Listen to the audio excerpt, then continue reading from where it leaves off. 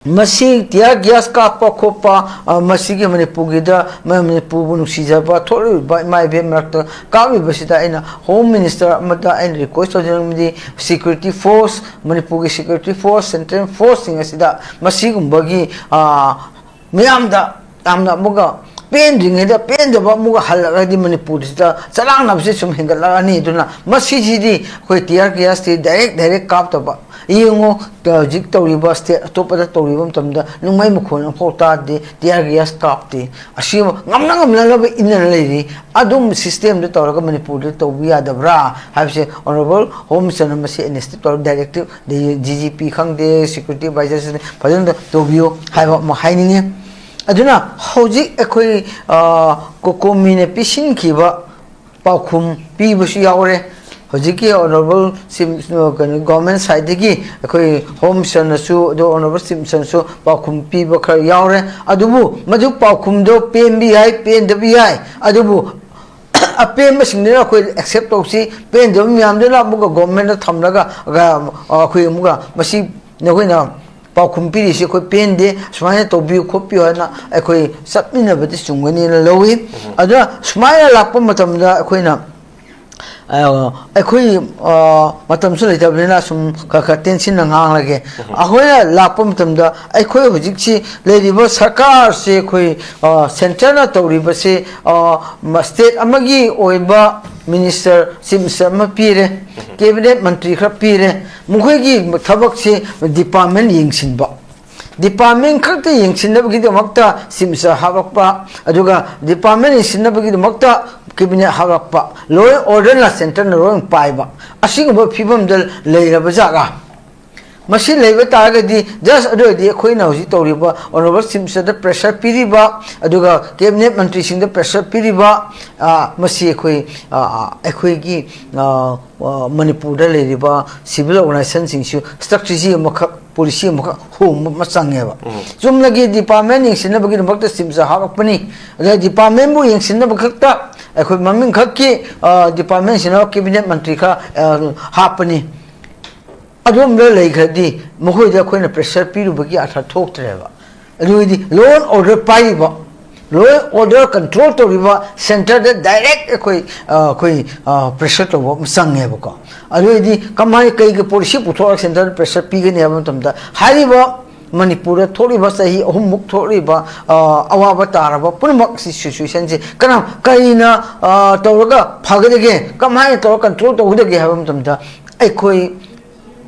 मणिपुर दा थोरक इबा यहां नंबदी सेंटर ना लोन ऑर्डर पाइबिना लेरिबा कम सेंट्रल फोर्सिंग सिदा स्टेट फोर्सिंग सिदा अखोई यारिंखै public bu corporate to aduga irang thohengano aduga moigi ka hemba action togano aduga maduga loina na highly bo terrorist se terrorist myam sibu leiba mam chadna singda tamda infan da khangde asipunmak ase loan yadaba illegal oiba nomai paiba myam sidi ekoi control to bada masi Leriba state force la central force na tawgre bani habse instruction pihan bagi amar daka oye buka aduna masila apo mata masida khoina yengjening badi masiga ekhoi gi law and order se center na pai khabni na ekhoi Manipur parja miyam na sahi ahumuk wa basi leriba law and order yatri basi masi ekhoi Manipur gi parja miyam gi ing tap na puropio aduga imai bem yam wariba misi binari riba punamak aduma simba sop tawna bagi damakta aduga terrorist myam sina militant myam sina ekhoi bo innocent mya haliba kholiba punamak se masi to handigano na demand to riba parja Manipur parja punamak na demand to riba sibu Manipur gi damakta kai dana ba Manipur se ing tam leina bagi demand to riba se India gi against the tarabra Manipur se ing tam leijege law and order si maintain to view the foreign dik sangal ibo myam chi sanghan biganu moina terrorist myam foreign terrorist myam sangaga ekhoi ga open ne to isi to hanganu ha bi se India ge against the tarabra Indian national ge against the Manipur parjan lauri se oina urabra masi uba tagadi kai gi no to uri no ꯑꯩꯈꯣꯏ state ꯑꯁꯤ ꯃꯅꯤꯄꯨꯔ ꯁꯤ ꯏꯟꯗꯤꯌꯥꯒꯤ state ꯑꯃꯅꯤ ꯍꯥꯏꯕꯒꯤ ꯑꯔꯣꯝꯗ ꯑꯩꯈꯣꯏꯅ ꯊꯝꯅꯤꯡꯉꯤ ꯑꯗꯨꯅ ꯃꯁꯤ ꯃꯔꯨ ꯑꯣꯏꯕꯗꯤ ꯁꯦꯟꯇ꯭ꯔꯦꯜꯅ ꯂꯩꯔꯤꯕ ꯒꯣꯔꯃꯦꯟ ꯑꯁꯤꯒ ꯃꯤꯌꯥꯝ ꯁꯦꯟꯇꯔꯅ ꯍꯧꯖꯤꯛ ꯂꯩꯔꯤꯕ ꯒꯣꯔꯃꯦꯟ ꯑꯁꯤ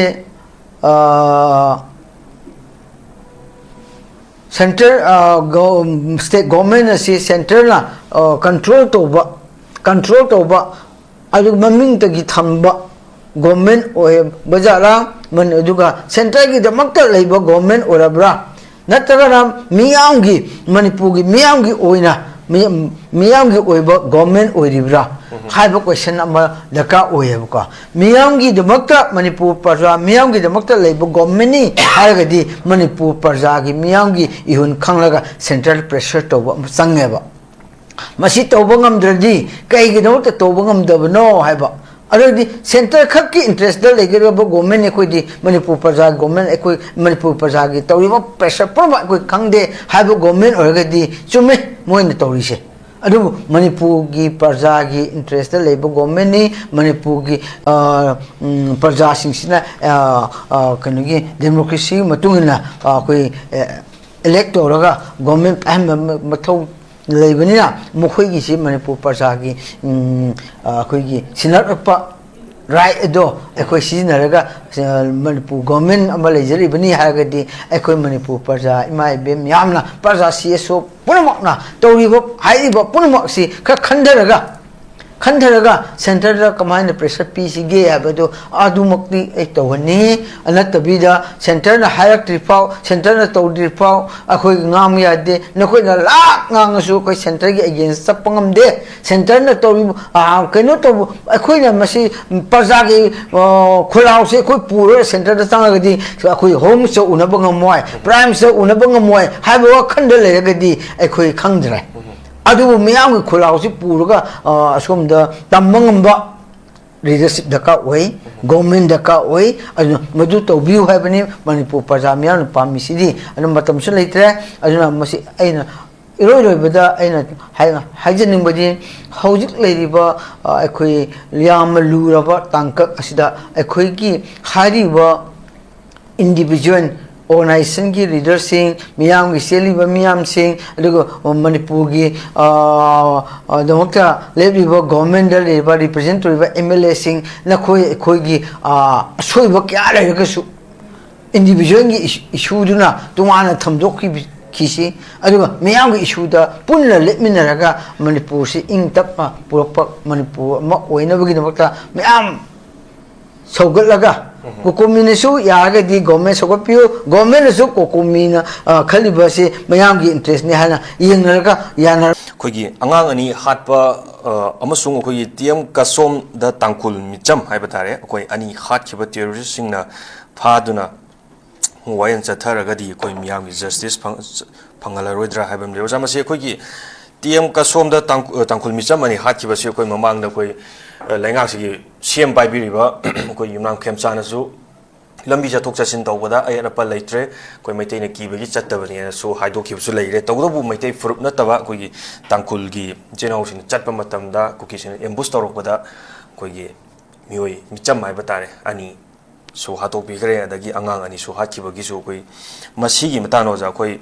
मसिदा हातलिबा कोई नोमै कापक्तुना हातलिबा कोई कुकीसगी कोई टेररिस्ट सिंगजे कोई फादर वायन चथरगा मियाम जस्टिस फंगलरोइद्रा हाइबगिसु कोई वाहंगमसु लेरी अदुगा ngasi चथरिबा कोई कोकोमीगी कोई खोंजंगसिदा मैरा बाइबिसिंग अमदि यूथसिंगदा टियर गैस कापसनबगी चनबी मसिजु अदुम लेरी कोई पीस रेडी चलगजु मखोइना लाउजरिबा स्लोगान दु निंग तमना लावा फंगदबा टियर गैस कापसलगा ngahak लाउरदी यारे हाबे मोंगना कापसनगिबगिसु मखोइ मसु मसे लाइतबसु नते ओजा मसिदा करी मोथमबिनिंग ओजा कोई सेमनजु कोई लंबी चथोक चसिन यारेनजु कोई हाइदोकिबसु लेरगा कोई तंकुलगी चमजरबा मिचमनी हातकिबा अदुगा पीस रेली चचबा सिंगदजु कोई सुम टियर गैस कापसन सुम लेरगदी मसि कियामुक सांग चथागा दौरिबनो मसिना सुम चथाबा तारगदी हजु लेरिबो फुरु कांगुसिदा करी करम तोंगान बा क्राइसिस हाइबा तारे मसि थोलखिबा यानो लेरि ओजा कमाइना थम्बिनिंग ओजा यानो ओइन यामना मरुएबा मसिगी नॉर्थ ईस्ट विंडोगी टॉपिक असि यामना मरुएबा दुगा मसिसिदा अखोइना han browns ta thamdaning badi ekhoi ngasi kokomina sangsilak riba miyam gi khongset ama chatlaga honorable simsada miyam na pamniba manipur parja na pamniba manipur parja haisi cs sosing long pulle adu asida tunga baleti kokomina asida miyam na thajaba thamba haibadu memorandum madugi through the pisin ba haibni kangasi je ado ngasi gi memorandum piriba aduka kokomina han ngasi toriba asi aibu hayo ga dedi sum success oina lobi ai kaina masi ene success oi haibdi kokomina pammi se masi pisil se miyamgi ekoi kokomi khakki wakhalondagi pibanate miyam punbagi wakhalonda pijabani habdu unnabagi namakta miyambu masi kokomina submit tabo numit asida miyamgi apunba lili ma chatlaga akhoina sum akhoigi thuri pisingi habdu ai dum pisingrena ai sum yar hambada thumjage aduga masida ngasi sangsilak riba tuan mamake tuan bada lak riba asi singsibu government na madu marakudagi moigi lak riba group adudagi khangalaga moigi apamba phungdok ningbadu honorable chief samanata pusilaga sum moigi mochu phungdok nakiba ui aduna masida moigi phungdorami adubu masigisu amaromda faba aduga kokomina kaygidamakta ngasi honorable chief serbu memorandum piba matamda unadana dakta pisillaga chakhibagi maram masi public ta confusion leiba mas confusion leiba asi leibidana ba egi side ki de na apun to janingi maram de kokomina masigi li ngasi max 25 se mamang sida kai haiki akoi government na honorable chief minister ki government na mohibu yagadi masik issue sida ekoi unanaba invite to khibani invite to bada ekoi public ki apam sing se thunghandaba phau natagana paikhatri phau di ekoi unajararo hena hana lauthokhrabane ba ajuda madu lauthokhibadugi principle du ngakcharaga ngasi moi changlaga pibadi yaiba adubu madu ngakchabani aduna moi dakta on pisimbani masida lan rogum seba mokhoina haisdi manipur gi interest da manipur gi damakta pakhat lebedo madugi damakta noina kawosu kitang su ekoi public ki interest da government na pakhat rifali koi unaroi invite to rofo unadribani adu invite to bodo unadraga ngasina memorandum piraga pisilaga unaga wari wata to di na hamu mayam ge interest da kokomina loki badi sanado mudidi importance le roiba adugi damakta ni pisin bedo aduna kana ko na memorandum pi mi to pa sangsilaga honorable chief samanak ta changlaga wari wata sare lu kokomini sangak tana mangkhre haibedom da sandok siyaung gune ba adubu mohoina haido honorable chief sabu unakhiroi hebni honorable chief sechu unaga di government unabade ba aduna masigi kitang sense to government gi public interest da kitang tawbose utba thabo utriba wai utriba di moi unar disal lepadugi olimbasu yai na ai opinion ni ajuna masida khoi public sing la liba asi singsiga moi markta confusion chapa eduga misinform to mi sing sukal le masu yai ka asigumba gi thokpani maduna akhoi manipur gi hojik kokomi gi khongchat asi ngasi si success oi de na mopina basu musu yai ai success oi na lowsi amamda ado masi pibo memorandum na sida piri ba tare ase kana gi interest no ba ngasi kokomi na piri ba point rate se kana gi interest no moi kokomi khakki interest nate piri ba punama ase manipur gi interest ni aduga victim oriba mi singi tongla bi thogi ba angang sokpa aduga adu so hena pen de lapam matam da siapi na kapsi lakba mi omok sikiba adu mutungda koi honorable simson okrun chat mutungda halak nongam baga buga koi gi tm kasomda innocent the imbusto raga kina militant singsina imbush toroga mi ani hatokiba atopa soankiba to asigumba punamak asi roimak masi pagpi Manipur interest dani kokomi na ngasi memoriam tere si Manipur interest dani aduga masida koina yeng ya basi aduna issue ma asida yauriba khana akoi terrorist myam sibu Manipur da lariba proxy government of India gi proxy manba proxy gi war oina manba tawsilakliba terrorist myam sibu akoi government of Manipur sina center da masi kano gi do makta masi terrorist myam si free movement oising si tawhandana ba makoi myam je phagatna ba haina memorandum yauriba masi su Manipur interest ne ba aduga haiba punamak mathang thangrabda aduga CRP singi mathakta logdaba excel logbiyo judicial inquiry logbiyo nataga IDP singbu matam chana handingadabagi masi matam lepiyo haiba aduga NRC gi maka tobiyo haibamba asigumbagi punamak aduga su abrogate toba ngamroidra haise su abrogate to na ba mamangi government na house to pass to khaba cabinet na pass to khaba adu singdo hojik laklibo government asinasu madu amuga hanna cabinet meeting phamlaga cabinet decision lorga center da piba ngamroidra haiba question ni asi punma asi kokomi gi na piriba asi mayam gi interest ni na logsi aduga misunderstanding of the gi mogi tawriba pen aduga kokomi de so ina pin to janing mi mayam gi thajaba nakhoi thajaba kokomi na tawriba adu miyam support tori nakhoi si miyam ngangi habse masigi akhoi gi thona hanbe ya deba maramdi ngasigi mekai gi lakiba punama asina tai kokomi ni toriba punama ase miyam gi support leiri miyam gi ngangi habse thajaba result gi thona adu leiba daka oeba mi atopa mana humor toba amana pen da ngambadu madu miyam do akhona counter tona legadi maduna akhoi misho oba wakani aduna khang ta bani khang ba heraga Manipur interest khang pen do yam no khoi da ngang osu mud khang ngamba akhoi kai habse khoi haini ado asikumba luraba tanja sida aina masi kokomi gi se aina piriba puente sida akhoi government da akhoi na apin to dening badi piriba se Manipur praja hariba government Pariba Singishu, Yauri Benebasi, Asigi agenda, they say. Aduragadi, Masi, I could canabi Abalagadi, they see put up letters to hard a contour, Raga government, a two with the Saloga, Preseto, we have little biro, Aduga, Tawanga Mudabu, Oregana, Mayam da Pazana,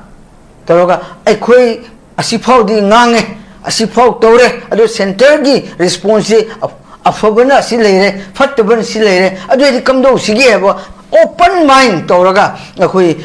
kokumi yuga su phamina biro aduga Manipur parjada phajana sorry Manipur parjada akhui ki Manipur interest da akhui government side gi akhui na pressure toba minister home minister da tore aduga prime minister da sipho point bukhale adubu mugoina haire ise sipho haire aduga sipho ni yaroi haire sipho ni ngai ko haire haibudo tasena nakoina haiba center da pressure piriba government asina piriba myam do center haira pudo phajana tambiwa sawroyewa adodi kamno sigena akoi tanaba chance amalei adogadi arubo isnu araibo isnu oibi abo isnu oidoba yabo isnu akoi myam da thamraga government amoina prajagi government amoina toraga myam ga discussion toraga adodi madu puthopiragadi myam sawroyewa hoji afabaju haide phataju haide center na seat lei haju haide center de khoi si haire jo haide adon phumjindan thammadegi myam ga asawdo phudok panebo masi si government na madugi khangbi the ka way ko adodi na khoina government asina center de kyamuk Manipur gi mukta holani ge se public the khangalo khangam de gi public sing sauri neba adu akoi moina holani myam gi interest ngangi kholi adu moini yabi de bani habdu parjana khangla kanda na khoi bu nusiaga punne toraga adodi akoi sum government gi against the centre ना Manipur government के against तौरे centre ना मणिपुर प्रजा against तौरे है ma'am खंगमिन सेवा represent तौर government पाइब मीसिंगसु अखोना हाबिदे इंद्रे प्रजानसु इंद्रे हाबिदो में चलगदी नखोय अखोय मर तौजी पेनदना गवर्नमेंट मु पेनदना मैम लाउरिबा अदुगा मैमना इहो लापदा गवर्नमेंट जो मु पेनदबा असिगुंबा तुमिन्ना लेरगा हाइदोकनादरगा अमगे अमकी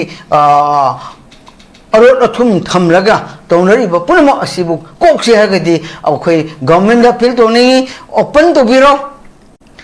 पोइन टेप मंदा खोय सि हारगन एनआरसी हाइबम तमदा सिम यारक्ट्रे कोलो हाइरे हाइसु अदुगा कुकी की शू एब्रोगेट मतंग सि हाइरे अदुगा टेररिस्ट मैम जे मूवमेंट तौरिबा हिल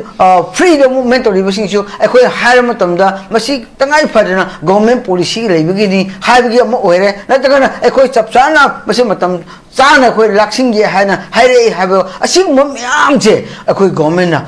हाइबो मचंगनेबा मदु असे हाइद्रि फाउदी अखोय इरांग लेखिगनेबा इरांग लेहलोय पब्लिक की प्रेशर नुंदांग थोर इमा बे म्यामना मणिपुर के मत लाव खोंगनिबा पुनबक सिविल ऑर्गेनाइजेशन लाउरि पुनबक सिबु कनागिनोबा मणिपुर की नतब्राबा अदु मणिपुर की लाव लेगदी मदुगी खोलाव लाउरिबा सेंटिमेंट दो गवर्नमेंट खंगफम थोएबा स्टेट गवर्नमेंट ना अदु खंगलगा मदु सेंटिमेंट दो पुरगा सेंटर द थेंगनबियो हाइबनि प्रजा म्याम हाइसिदि अदुबगी उनबगी ऑनरेबल चीफ मिनिस्टर मथन सरसु असि फावे गवर्नमेंट साइड अखोय थमखरे एस चीफ मिनिस्टर म ओइना आई असि होम द थमखरे असि पॉइंट हाक थमखरे अदु असि सि लेरे हाबदो जुम हाइबिर कांदा कैसु प्रॉब्लम लेरा हजि मागे थमोय सेंबा मसंगे थमोय सेंबा याम क्रिकेट माइंड ओयरगा गवर्नमेंट रूल तो बतादि प्रजा गा अखोयगा मरता मिसअंडरस्टैंडिंग तुम थोनेबा मसी मिसअंडरस्टैंडिंग लेनबा मतमदनी मखोय मणिपुर से चलांगनबा म लेरगा इरांग थोदुइसे अदु सेंटर की अफब पाउसु कैलै सेंटर दा अखोय असुनि येंबा याबसे अखोयना सिक मणिपुर प्रजा मियामना ngangliba terrorist miyam control tawnabagi aduga su abrogate tawbagi aduga misam hatpe da sum chathari miyamde action lawdabagi thamoi da phawga pen da lawri punam asa center na proxy ni na miyam na khoina haire center na tumin leire masi center ge proxy malakba makai haigeba hojik तौरीब पुनमक मणिपुर चाही अहुम लाकिब असिदा national media हाइतारे national media अमतन Manipur problem हुजि फो हाइदेब मसिने तापदि सेंटरना ऑनरेबल प्राइम मिनिस्टर ना वा ngang मोय असिगी मणिपुर की फत्तबा मणिपुर की सोइबा इंडिया की सोइबा मनि लॉ ऑर्डर दा यंगसिंदबा इंडिया की पुलिस सोइरक्पा इंडिया ना प्रॉक्सी मानबा तोरक्पा पुनम असे ngang मोय की मीडिया दा ngang प्राइम मिनिस्टर ना ngang सिदा कोइना ngang लेदि यारोय हाबगी दमक त मालेबका अनु हजि फाउ लेदिबा पुनम असे येंगो नेशनल पेपर दा नेशनल की न्यूज़ दा अफो हाइदबने मणिपुर प्रॉब्लम फोंग सारिबा असिगुंबा पुनमक असि येंबा तमदि अखोयने मियामना मणिपुर प्रजा मियामना प्रॉक्सी माले प्रॉक्सी वार माले एज सुम मानसिलपा अदुना मसी मोइगी लिमिटेशन अमख मणिपुर की सिचुएशन की डिग्री योद्रिजारा सोल्यूशन पुरकनबगी गवर्नमेंट ऑफ इंडिया की पॉलिसी दा मसी की डिग्री योद्री मोहे डिग्री योद्री फाउदी मसी डिग्री योद्री फाउदी मसी कंट्रोल तो भी आरोय हाइबगुंबगी सु लेलबजारा लेबे तागदी कईगिदमक तौरिनो हाइबसे कोइ प्रजा मैमना हंगफम थोई अदुना मसीसी अखोइना अहाब राउंडस्टाइन थमजनिंगबदी कई केओरसु ngasiगी तौरिबा प्रजा सिंदा इना सो असाइना इना कोकुमिगी लीडर सिंदा इना अपील तोजरे हजिन प्रजा दे तोजेगेबा ngasiगी सिदगी अखोइ रिमोर संदो ओइसेबा मैयामगी दमकता कोकुमि लेरी कोकोमिगी लेरिबा पुनम अदुबु मयामसु कोकोमिगी दमकता लेरी कोकोमियामसु कोकोमिदमकता लेरगा अखोइ इशू से स्मूथली चथबियानबा इन तमना चथनबा अखोइगी पंदम अदु योबा मयामना पेन पुनमक से अखोइ मफम मकक दा सिनरगा मफम policy amakda ya thoga tawbari chumi adu khitang ngasigi misunderstanding thokisi kaigirabu akhoi miyam gi wakhalon da swain thokani ba kukumi khalam job siai isam chamna masi miyam tonga ba maikai digi sangsil aga adu kukumi memon lam piba adu maikai nang somla apre sin lo sinba sin la ga sin lo sinba sin le ga sum le sinba na akhoi idea ma le ga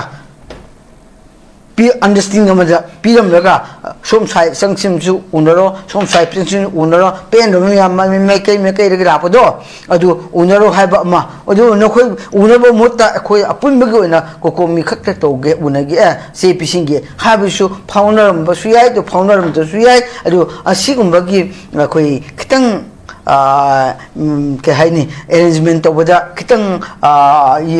public ke pen de wakha le musiyai adudi mau sani myam lak pina mi lak la bina mekai ki tong atkan na lo man lauri bu khong yo punam do mekai lak ba sim punam bak manipu bu nu sim ngak tani manipu nu siraga di manipu gi de makta le min na ba dangai phade ai gi isa gi pen de ba mi gi pen de ba do hundok raga punam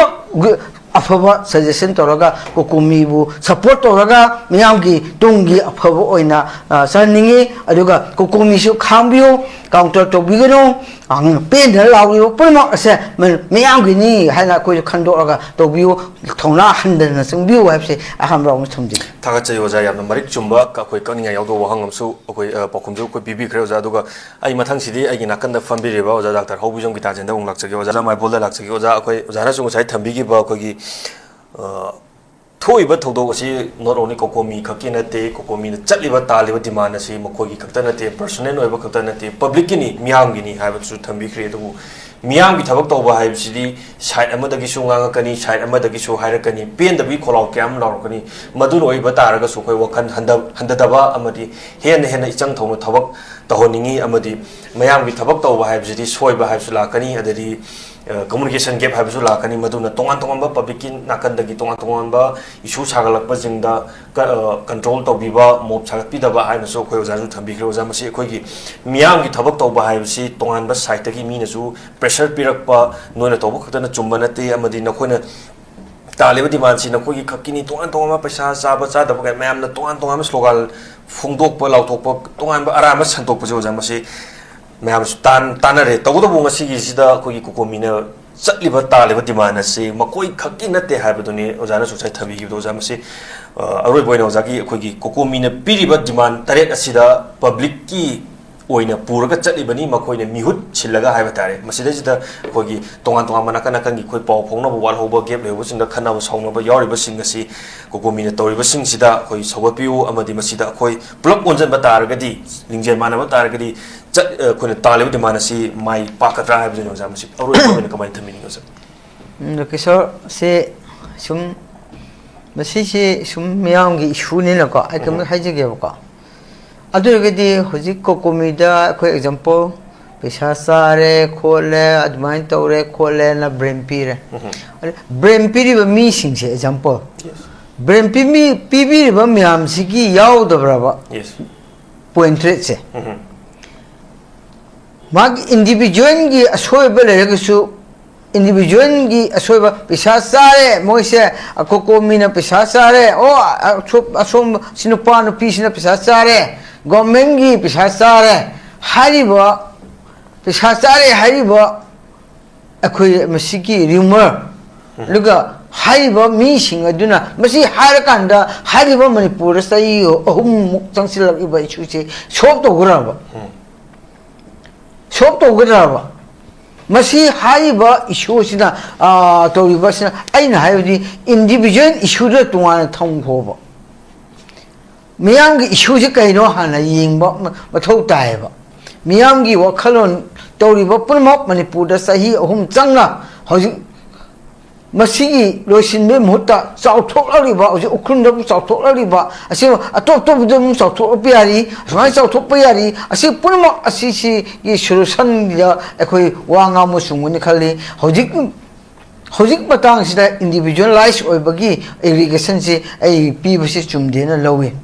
aduna masi individualize ki piragadi haiba issue si manipur sida tholi ba purma ase doidi individualize kana soi do yaw ge ba hauji koina government pari ba soi na ko pin do lauri sine ba center ki wa lowi manipur parja ki wakhalon miyam ki lo de na koi goi tori hauji le yemu ya koina hauji koi aina hajini mudi hauji lakadori sida koi movement chathariba hauji ki pen de na miyam kholau lauriba asida koi aigina nungai jeta babu yamna imam yam mera paibi miyam luga nungdang da thoraga miyam ki pen de miyam do moina manipur gi mihut oina kholau si laoga chachapam matam sida koi mukhoi ki sali bedu noi kya phok chakada bano kamaina to bano kai noi panthung mongwa phok chakada bano ana security singna fajan hangbiyo hangbiraga noi sakada de somna hanbesi abra kopra som peaceful ekoi amatanena hangnaraga sum pubi khibda kaiso akabi leite adu mazlum da ekoi sa hanningi es manipur magi paja amo oina aduga masida koi tiar gas ka pa khopan solution pokani namphura tantho oloi re habina moigi khudaki problem ni du tungkoi magi solution ni na ten lose aduga masi tiar gas ka pa khopa masi ge manipur gi da manipur bu nuksija ba thori ba mai be marta ka bi basida ina home minister amada and request to the security force manipur gi security force central force sing asida masi gumbagi miyam da amna muga pen ring da pen da ba muga halaga di manipur da chalang na bse sum hengala ani duna masi ji di koi tiar gas ti direct kap ta ba yengo jik tawriba state atopada tawribam tamda nungmai mukhon phota de tiar gas kapti asima ngamna laba inna leiri adum system de tawraga manipur de tawbiya dabra habse honorable home sanamasi instead tor directive de ggp khang de security advisor pajan tawbiyo haiba ma haininge aduna hoji ekoi kokomine pisin kiba paukhum pi busi yaure hojiki honorable government side gi koi home sanasu do honorable sanasu paukhum pi ba khar yaure adubu maju paukhum do pmbi ai pen de bi ai adubu apem masing ne koi accept tosi pen de myam de la buga government na thamlaga ga koi muga masi ne koi na paukhum pi ri se koi pen de smaya to bi khopi na koi sapmina bati sungani na lowi adwa smaya lakpa matam da koi na akhoi matam su leita bena sum ka tension na ngang lage ahoya lapam tamda akhoi hojik chi leriba sarkar se khoi center na tawriba se state amagi oiba minister simsam pire cabinet mantri khra pire mukhoi gi thabak se department yingsinba department khakta yingsinabagi damakta simsa habakpa aduga department yingsinabagi damakta cabinet habakpa law order la center na roing paiba asingba phibam dal leiraba jaga masi leiba taragadi just adodi khoina hoji tawriba honorable simsa da pressure piriba aduga cabinet mantri sing da pressure piriba masi khoi gi manipur da leiriba civil organization sing su strategy makha policy makha home masangeba jumlagi department yingsinna bagi makta simsa habakpani da department bu yingsinna bakta akhoi maming khakki department sina cabinet mantri kha hapani adum le leikhadi mohoi da khoina pressure piru bagi atha thoktreba aduidi law and order paiba law and order control to riba center da direct koi pressure to masangeba ko aduidi kamai kai ke policy puthor center pressure pigani abam tamda hariba manipur thori ba sahi ahumuk thori ba awaba taraba punmak situation je kanam kaina tawraga phagade kamai to control to hudege habam tamda koi manipur da tholak iba yahan hambadi center na loan order pabina leiriba kam central forcing sida state forcing sida ekoi yaring kai public bu corporate to aduga irang thohengano aduga moigi ka hemba action to gano aduga maduga loina na haiba terrorist se terrorist myam sibu leiba mam chadna singda tamda infan da khangde asi punmak ase loan yadaba illegal oiba nomai paiba mayam sidi ekoi control to bada masi leriba state force la central force na tawgre bani habse instruction pihan megi amar daka oyeba ko aduna masi lapo mata masida khoina yengjening badi masiga ekoi gi law and order se center na pai khabnina ekoi manipur parja miyam na sahi ahumuk wa basi leriba law and order yatri basi masi ekoi manipur gi parja miyam gi ing tap na puropio aduga ima ibem yam wariba misi binari riba punamak adu masimba sop tawna bagi damakta aduga terrorist miyam sina militant miyam sina ekoi wo innocent miyam haliba koliba punamak se masi to handigano na demand to riba parja manipur parja punamak na demand to riba sibu manipur gi damakta kai gana ba manipur se in tam lena bagi demand to riba se india gi against the tarabra manipur se in tam lejege law and order si maintain to view the foreign ki sangal ibo myam chi changhan biganu moina terrorist myam foreign terrorist myam changaga ekhoi ga open ne be to si to hanganu ha se india ki against the tarabra indian national ki against the manipur parjan lauri si oina urabra masi uba tagadi kai gi no to uri no ekhoi state asi manipur se india ki state amani ha ki rom da khoi thamningi aduna masi maru abadi central go na leriba government se ga le mia center na jik leriba government ase center state government ase center na control to ba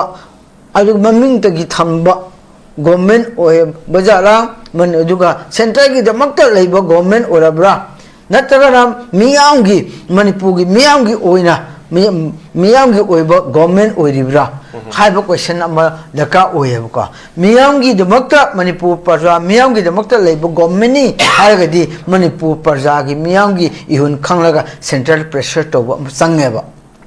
masi to bangam dradi kai gi damakta to bangam dabno haiba अरे centre खक की interest लेगे government अखोई मनपुर प्रजा government अखोई मनपुर प्रजा की तौरीब pressure Poonam अखोई खंगदे HYBE government ओरगदी चुमे मोइन तौरीसे अदु मनपुर की प्रजा की इंटरेस्ट लेब गवर्नमेंट नि मनपुर की प्रजा सिंगसिना कनगी डेमोक्रेसी मतुंगना अखोई इलेक्ट तौरगा गवर्नमेंट अहम मथौ लेबनिना मखोई की मनपुर प्रजा की अखोई सिनारपा राइट दो अखोई सिजनरगा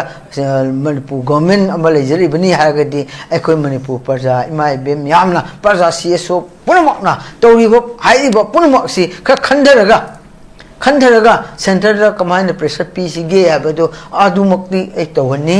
अनतबीदा सेंटर न हायरक ट्रिफाउ सेंटर न तौद्रिफाउ अखोई ngaम यादे नखोई न लाक ngangasu कोई सेंटर के अगेंस्ट सपंगमदे सेंटर न तौरि कनो तो अखोई न मसी प्रजा के खुलाउ से कोई पूरे सेंटर द संगदी अखोई होम से उनब ngमोय प्राइम से उनब ngमोय हाबो खंड लेगदी अखोई खंगद्रे अदु मियाम के खुलाउ से पूरगा असोम द तमंगमबा लीडरशिप दका ओई गवर्नमेंट दका ओई अदु मदु तौबिउ हाबनी मणिपुर प्रजा मियाम पामिसिदी अदु मतम से लेत्रे अदुना मसी अइना इरोइरोइबदा अइना हाइजनिंगबदी हौजिक लेरिबा अखोई याम लुरबा तांकक असिदा अखोई की हारिबा इंडिविजुअल organization की लीडर सिंह मियाम की सेलिबा मियाम सिंह अदुगो मणिपुर की दमकता लेबिबा गवर्नमेंट लेबा रिप्रेजेंट तोरिबा एमएलए सिंह नखोई खोई की असोइबा क्या लेरगसु इंडिविजुअल की इशूदुना तुमाना थमदोक की खिसी अदुगा मियाम की इशूदा पुनला लेमिनरगा मणिपुर से इंग तपा पुरपक मणिपुर म ओइनबगी दमकता मियाम सौगलगा कोकोमीनसु यागदी गवर्नमेंट सौगपियो गवर्नमेंटसु कोकोमीना खलिबसे मयाम की इंटरेस्ट ने हाना यंगरगा यानरबा पॉइंट अमखक्तदा प्रेशर पिमिनबसिना आइदे अचुंबा खोंथांग ओइगनी ना थमजगे थागत जय यामना मरिक जुमो वफम नि खोई पालिबा लेंगा गसी खोई सेंटर की याका येंगा थबक तौबा नतवा ꯄ꯭ꯔꯖꯥꯒꯤ ꯏꯊꯤꯛꯁ ꯈꯪꯅ ꯊꯕꯛ ꯇꯧꯕꯤꯌꯨ ꯍꯥꯏꯕꯗꯨꯅꯤ ꯑꯣꯖꯥꯅ ꯑꯔꯨꯕ ꯊꯝꯕꯤꯔꯤꯁꯦ ꯑꯗꯨꯒ ꯑꯩ ꯑꯔꯣꯏꯕꯗ